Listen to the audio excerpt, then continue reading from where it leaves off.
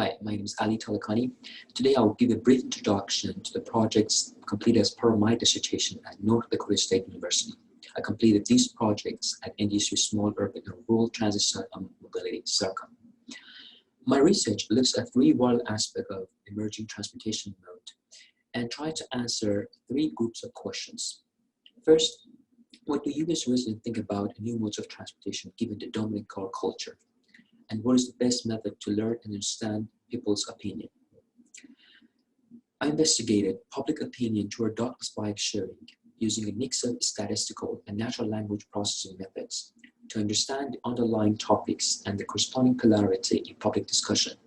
I analyzed thousands of tweets to provide their insight into emerging phenomena across the US. I found that opinion mining and social media data could complement traditional research methods, as users voluntarily give their opinion a subject of interest. For example, bike-sharing companies can analyze customer Twitter data in real time to classify customer feedback either as positive or negative. It will help management facilitate strategic and operational activities. Also, opinion mining of social network would help identify new and emerging events in a community.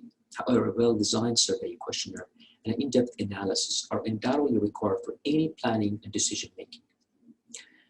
In the second project, I was interested in modifying the transportation network to improve people's accessibility, increase ridership, and reduce operators' costs. I also wanted to identify an alternative model to address the old dock-based sharing system and new emerging one, dockless system.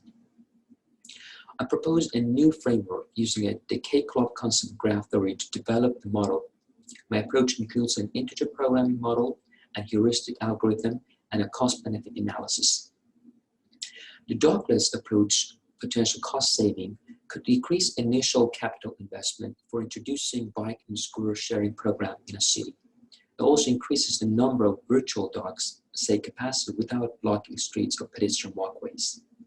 One might say that dockless bike or scooter sharing bring chaos to cities due to the freedom of allowing bike or scooter check-in and check-out anywhere in a geofenced area. That is why my approach could mitigate described situation and leverage the dockless option by only enabling some area with this capability. Finally, I tried to identify the risky behavior associated with their shared micromobility, given the lack of comprehensive enforcement or the people's perception of risky riding behaviors. How could we quantify these risks? I investigated the risk perception of bicycle and scooter riders' risky behavior. I studied 20 dangerous maneuvers and their corresponding frequency and severity from US residents' perspective. The resultant risk matrix and a regression model provide a clear picture of the risk perception associated with these two micromobility options. Overall, the research findings provide decision makers and stakeholders with scientific information, practical application, and necessary tools to offer better and sustainable micromobility service to their residents. Shared micromobility, it is still in the growing phase. Understanding different aspects of these alternatives help decision makers and stakeholders better understand the problems associated with these transportation options. Designing efficient and effective shared micromobility program improve overall system performance, enhance accessibility, and is essential to increase ridership. Thank you for watching today and have a nice day.